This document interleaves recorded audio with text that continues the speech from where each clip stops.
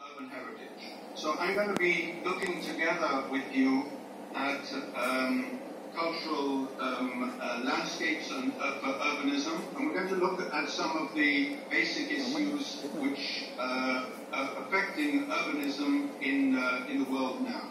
Next slide. So what I want to start with is just to give you a basic of what are the milestones that we see in the evolution of urbanism. I would start with 1972, where we have the Stockholm Conference and the World Heritage Convention. And it's very interesting that the environmental Stockholm Conference of 1972 was essentially people of nature, and the World Heritage Convention also extended people of nature. So, in other words, although it brought on people of culture, the World Heritage Convention came in the light of the Stockholm Conference of Environment. And it was only in 1997 that there was the Brundtland Report, which coined the term sustainable development. And this is a very important point, because this is roughly where we're at. In 1992, there was the Earth Summit, and I think that there was also the cultural landscape in the World Heritage Convention. So in 1992, a very, very critical time of which the new ideas, which we'll see in a minute, became then evolved into urbanism and in landscape. So the cultural landscape appeared in the operational guidelines of the World Heritage Convention, and by the time we arrived at the year 2000, the Millennium Development Goals looked very much at a wider aspect, and not conservation dealing with just buildings and monuments. We can also see that in 2003 and 2005 they became intangible cultural heritage, the diversity of cultural expressions of 2005. So we're beginning to get new structures which deal not just simply with the monument, but the intangible aspects of cultural heritage and also the cultural diversity. We're going to be looking at three very important documents. One was approved in 2011 of the historic urban landscape. We'll also look at the Sustainable Development Goals of 2015 and the UN Habitat New Urban Agenda. So we can see that what has happened, if we look at all these dates, we can begin to see there was an evolution of natural and environmental issues coming into the realm of culture and then evolving into a new approach which took culture, instead of just the preservation of historic monuments, but into the whole realm of cultural landscapes. Next. So what was the big issue which made this change? In 2005, there was an issue at UNESCO on the World Heritage Committee regarding Vienna and Cologne. And it related to the setting and context, old and new pressures on the urban landscape, where we were losing tradition and continuity. If you look at this slide on the right, we can see Lhasa, and above it, if you look and see that big road, which you can see on the lower right-hand side, but then you can look above it, that was the buildings, they were the buildings which were there on that large street. So we took down areas, and this was something happening around the world. We started to deal with iconic architecture, whether it is the Gherkin in London, or whether it was the what they call the Alien in Graz in Austria, which was designed by Peter Cook and Colin Torney. So the question therefore is, how then do we deal, how do we manage then this global process of demolitions of iconic architecture and high-rise buildings? This sort of changes again our whole concept. Next. So essentially that we are moving from monuments to living cities. And this, the language which we had previously did not deal with this, with living cities. It was a language of monuments and sites. In the World Heritage Convention, we dealt with sites, groups of buildings, and monuments. This is the language of the World Heritage Convention. How do we use this language to apply to living cities? Next. So, the landscape approach. And I like to quote this text, which the urban landscape comprises the sum total of the unbuilt land within and around our cities. The urban buildings and structures define the matrix of public, private, open spaces that form urban landscape and its setting and context. And I think that what we're dealing with, it's not just simply the buildings, but the buildings which create the space and the space between the buildings. And obviously, the Nolly map is exactly what we're used to seeing. Next. So, the landscape approach looked at continuity and heritage categories, what we call OUV, outstanding universal value with specific urban attributes, and to look at cities as layers of cultural and natural factors. In other words, the importance of the layering of the city over time and over place, and also the context as a guiding tool. And this followed morphologies and typologies, and we're going to see as we go along that the most important thing was the integrative approach. This idea is that we cannot just simply look at heritage as something individual standing by itself. Next. So the layering of space. I think that we should really look at Yi-Fu Tuan's famous book on space and place. And we see that the layering of place is different than the layering of space. We can see it is very existential in its attitude. This idea that there's an axis mundi, which is then between the lower parts and the upper parts, the feng shui, which we look at and understand our design. And then I think that Amos Rappaport also looks at it in wider areas as well, exact understanding of the layering. So layering is not just simply physical, but also conceptual. Next. On this basis was the recommendation for historic urban landscape. This was the first tool which was accepted in UNESCO, which is then result of historic layering of cultural and natural values and attributes, extending beyond the notion of historic centre or ensemble to include broader urban context and its geographic setting. So we begin to see that urban heritage was not just simply an agglomeration of buildings, but the whole context by which we can understand the urbanism of the city. Next. So continuing, so we've got the text and then we can move on to it, is that the wider context includes notably the site's topography, the geomorphology, hydrology, natural features, built environment. So I'm pleased that some of you who are landscape architects, for you this is so obvious. Ian McCarr, Design with Nature. But this was not too obvious to the issues of discussing it with architecture and urbanism. And therefore it is the infrastructure above and below ground, the open spaces and gardens. This definition provides a basis for a comprehensive and integrative approach for identification, assessment, conservation and management of the historic urban landscape within sustainable development framework. And we'll look at this as we go along, but we're beginning to see, therefore, that the first document is the recommendation on the historic urban landscape, and therefore it becomes then an integrative document for dealing with urban heritage. Next. So we need new attributes. So the attributes which we look at is then of the values could be mass and scale, color and texture, vegetation and grain. These are in addition to the existing attributes which are in the World Heritage Convention operational guidelines, which deal with form and design and materials, use and function and traditions. So we begin to see that we need to use then a new language and apply this language so as to be able to deal with urban heritage. Next. So we then have goal 11 of the Sustainable Development Goals. And these are our marching orders. United Nations unanimously approved 17 goals for the next 15 years, so till 2030.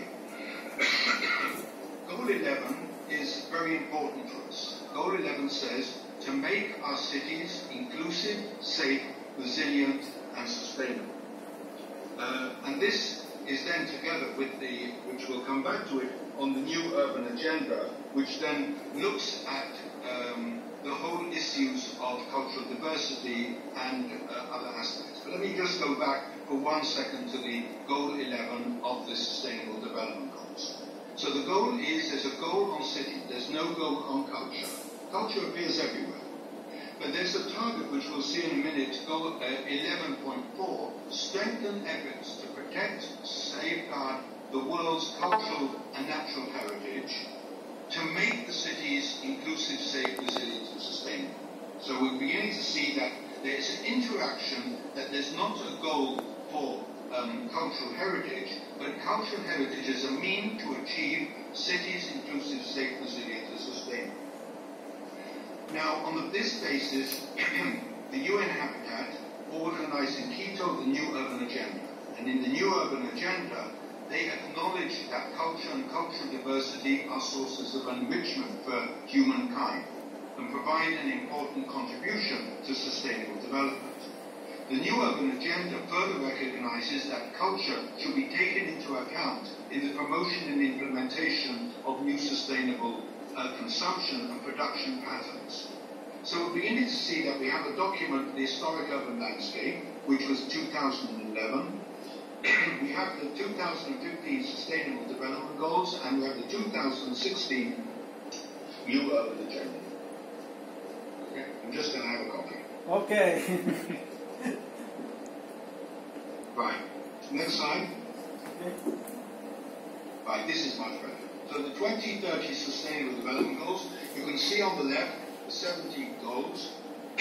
You can see on the right, Goal 11, to make cities and human settlements inclusive, safe, resilient and sustainable. Okay? Next slide. Now just look, all I did was to change. 11.4, it says strengthen efforts to protect and safeguard the world's cultural and natural heritage, but it is a means to an end, to make them safe and sustainable. How do we use cultural heritage not to preserve it for itself, but to make our cities inclusive, that's cultural diversity, make them safe and resilient and sustainable. So we're going to see that the importance of heritage is not within itself, but as an enabler for sustainable development. Okay, let's look at this next slide. Here it is. It's culture for sustainability and sustainability of culture. So culture is not a fourth pillar of sustainable development. It is a brace. It brings all the three pillars together. The pillars are, as we all know, economic, social, and environmental. These are the three pillars. Culture then is a brace.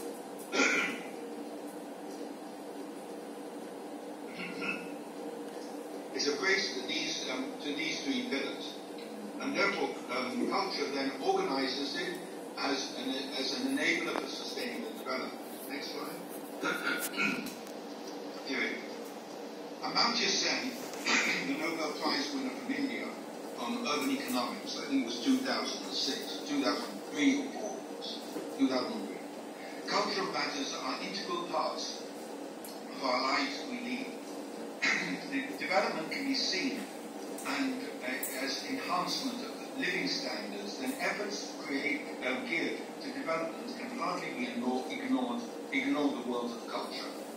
When we do not relate our attitudes and understanding of cultural heritage to sustainable development, we will not be relevant.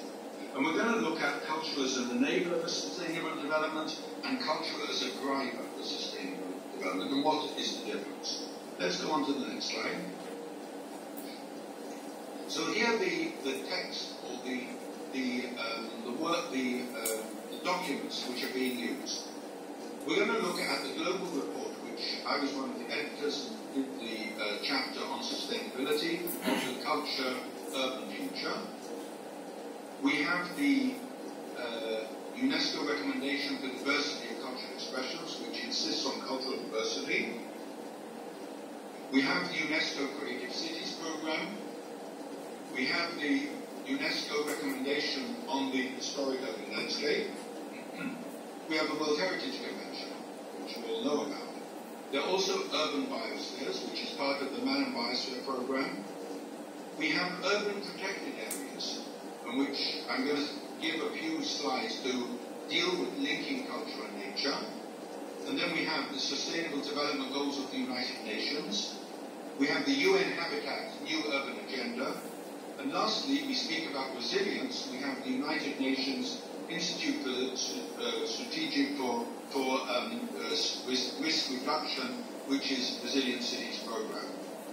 So we see we've got a lot of things in our toolbox. So our toolbox we can then use different things together, and within our toolbox, and we should really know what are these documents.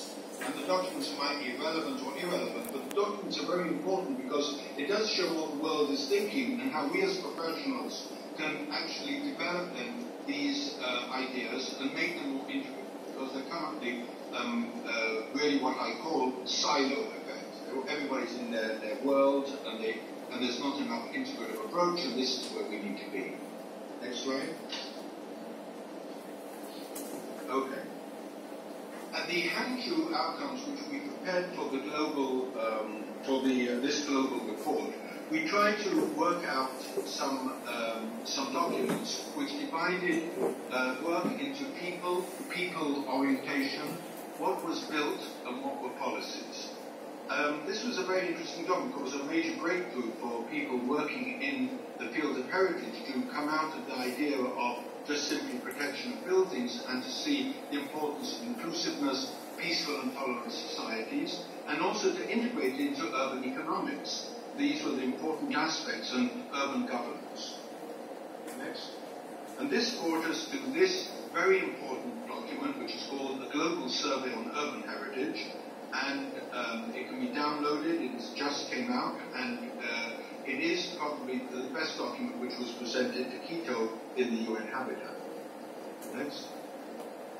And here we can see exactly, we took the Hangzhou document and we had it into part one was areas by areas, so there's Asia as well represented, and then we had policy areas into people, environment and policies. We took the parts of the Hangzhou structure and we put it into these parts, and there are then 12 section chapters which detail these policy areas.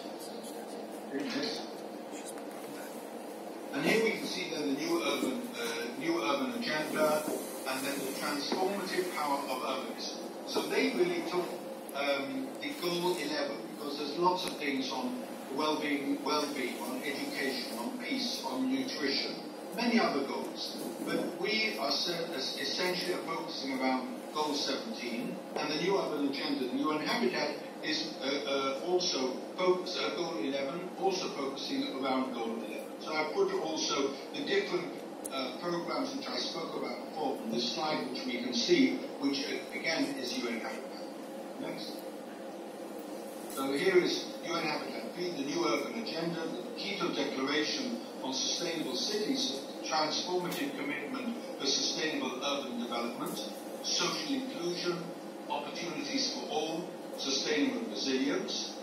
And all these points then actually appear within all our documents. But know that these are going to be very important documents to us. We're expected, each member state around the world is expected to give a 4-year review. So in the year 2020, there will be a review of what each country has done for the new urban agenda. So I think that our job as professionals and as heritage is not to ask things for the member states or for our countries, is that we go to the member states, the countries, and say, you need us, we don't need you. You need us because somebody has to review what we're doing, and we can provide that element of support. Next. So I looked at the new urban agenda and tried to see where culture appeared. It appeared 15 times. Just look at the slide. It appeared 15 times as an adjective. Okay, there were cultural interactions, cultural development, cultural diversity, cultural expressions, cultural contribution. In brackets is the paragraph in the new urban agenda where it appears. Cultural integration, cultural heritage, cultural infrastructure, intercultural dialogue in multicultural society, cultural associations, cultural industries, cultural factors, cultural dimensions, culturally sensitive, sustainable solutions.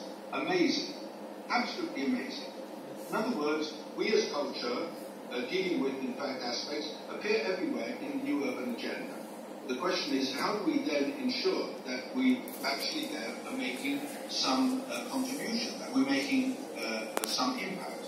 And without us actually taking this very, very detailed, we then still remain in our cocoon of dealing with heritage as buildings, as just as landscapes, instead of integrating it within the new urban agenda.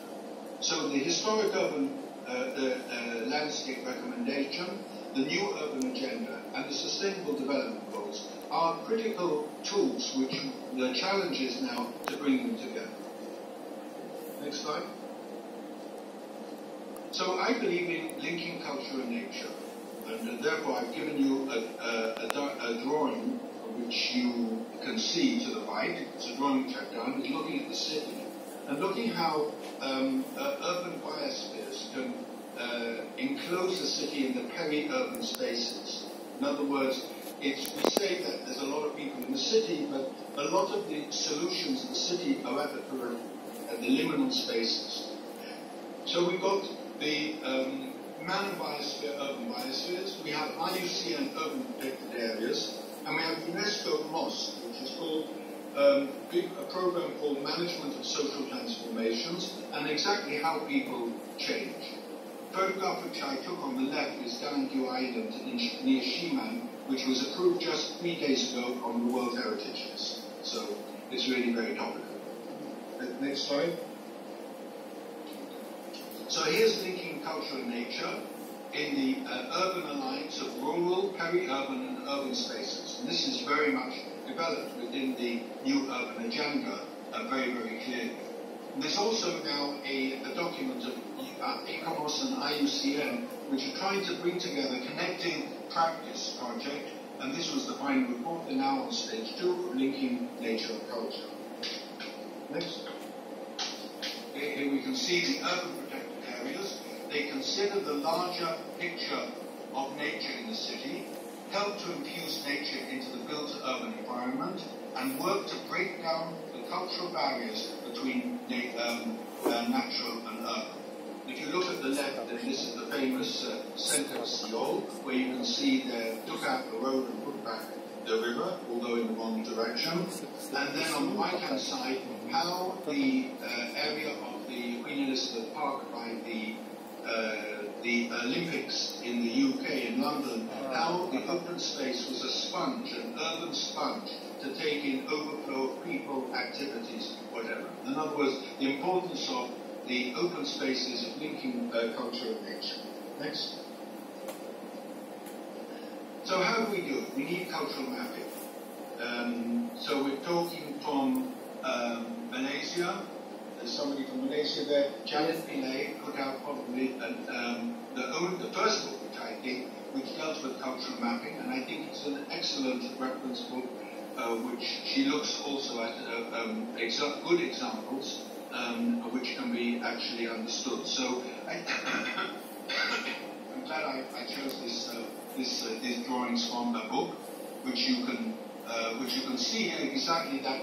Instead of just going along the mapping architecturally or surveys, we must deal with culture mapping, which deals with the tangible, deals with the intangible, deals with cultural expressions, and then creates an integrative tool for urban conservation. Next. So where do we go for the future? The future, I believe, are 3 critical issues. One, social inclusion. I think that is a major issue in our cities, especially with the transformation of people. Integrated planning. In other words, we cannot have a silo approach. And we have to meet the challenge of the digital age, providing resilience through management and sustainability. And I think that the digital age is a big challenge. I don't think we've even seen the potential of how cities can change, not just simply smart cities of organization, but how in fact the digital age is going to change our understanding, the way we work, the way we live in our cities, and the way we manage them. Next. Okay. So before we understand that, we have to understand, so what is the future? What are new lives in old cities? So we have to understand how different cultures see new lives in old cities. So if we look then in Japanese culture, they have regeneration. Just look at the left slide, which I photographed, and you can see that the old tree was cut down, but they left a shoot. So as you can see, the regeneration of history. But in India, we have reincarnation. We have the idea that it's very, very different than the next slide, of the resurrection. That Jewish and Christian tradition has resurrection. Now, resurrection is very different than reincarnation, which is very different than regeneration. So our cultural approach to new life in old cities will affect exactly what we say and how we then think about new life, these new life in old cities. Next. So I'd like to take just something from my own culture as looking at, in the New Testament, speaking about the dry bones of Ezekiel. And they have the dry bones, and God tells the prophets that you have to put in, breathe life in the soul of the city. Next slide. So the soul of the city is the intangible, the theatre, the arts, the literature, the music, the tradition, and the memory. So we can see different things which come together, which make up the city. Next. And it must be integrative. We must integrate ideas which come from World Health, which must come from development, which come from UNESCO. Everybody's got something to give to the integrative city. And we have to then work out how culture can bridge these gaps. Yes? So deal with social transformation. I was just year before last in Berlin speaking about the future of the European city. And there were about 400 people in the room, and I asked how many people are living in the city they were born in. And 4 people put up their hands. In other words, we're beginning to see that there's a dramatic change in understanding about who does the city belong to, the rights of the city. And movement has been always, historically, people have always moved. We've moved since the Garden of Eden. We've moved out to there, and we continue to move. There's migrations. So we have to then begin to see this implication and understand exactly the city and the movement of the city and the rights of the city in different places. Next. So we have to see social inclusion, smart cities. The favela is part of our heritage, the dumps, the townships of Johannesburg, the banlieue of Paris, the shanty towns, the rookeries of England, slums, the shacks. We must see this as part of our cultural heritage. We must see this as that we don't see that heritage just belongs to a few very wealthy people of gentrification. No, it's all around. And then it can be brought around by crowdsourcing, by data, by citizen mapping. And bringing all these things together is a way of then providing social inclusion and how, in fact, cultural heritage can do this. Next. I think the word which we're going to be looking at in the next years is a word which was coined in the 1920s, I think in the 1920s, called acculturation. It was the things where different cultures come together and then they merge. It's a more syncretistic approach. It's acculturation as opposed to particularism. It is the universal instead of and the vernacular. It is the symbiotic and the syncretistic approach.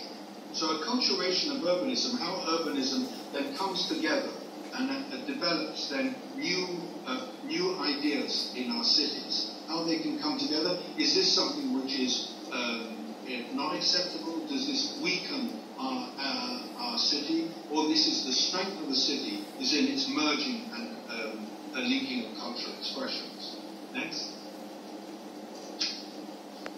Okay, so here we can see effects of the digital revolution. Next. Next. Okay. So cooling the city. we say that everybody's going to be living in the city. That's not true. What is true is that if the current trends take place, then everybody will be living in the city. But it doesn't mean to say that existing trends are the ones which is going to take place. Trends might change.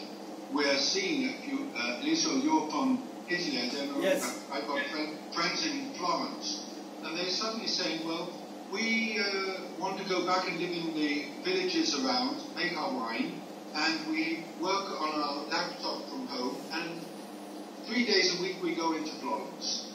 Yes. So the city can change. Yes.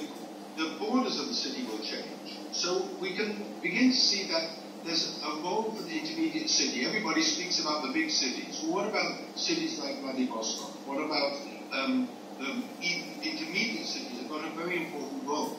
A lot of people live in the big cities, but more people will be living in the intermediate cities. And we're going to have to then understand their role in the hierarchy of this. Next. So I think you're going to be speaking about regeneration. So I spoke about regeneration very much in the Japanese and the Shinto approach. And I think that we also have to then, my last slide, is to look at renewal. So what is the definition of the word renewal? Okay, renewal could be to resume an activity after an interruption. Okay, so that's one renewal. Renewal could be extending the period. I have my passport, I renew my passport. Okay? Then I can then have, it is repairing something that's gone wrong. So I've got urban renewal, okay, then I repair something. Or I can then say, amongst Christians there was a renewal, it's a state made spiritually new, completely new. So just look at different approaches to renewal. Let's look at the next slide, which I tried to do, okay, which I try to then take on, when we speak about renewal and about in cities, I take on Neil Silverman's work, which he did together with me in a research project. Neil was the main, headed the ICOMOS Scientific Committee on Interpretation. So the ENAM document of interpretation of ICOMOS is in fact the work of Neil. And he gave 4 interesting proposals. That of the decline narrative. So when we go to renewal, we say there was the Garden of Eden in the top left. You can see the Edenic golden age. There was the golden age of the Garden of Eden, and since then everything's downhill. Okay. The next one is the progress narrative. We started with primitive primordial people, and now I said would be the 7th generation, be the 10th. It's a progress narrative. The next one on the bottom left is the suffering narrative. We started off as a Genesis. We then had a golden age, the golden age of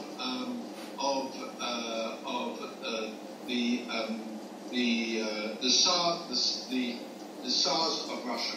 We then went into suffering exile, okay, and then the restoration narrative that we started off as a birth of a nation. We had a golden age.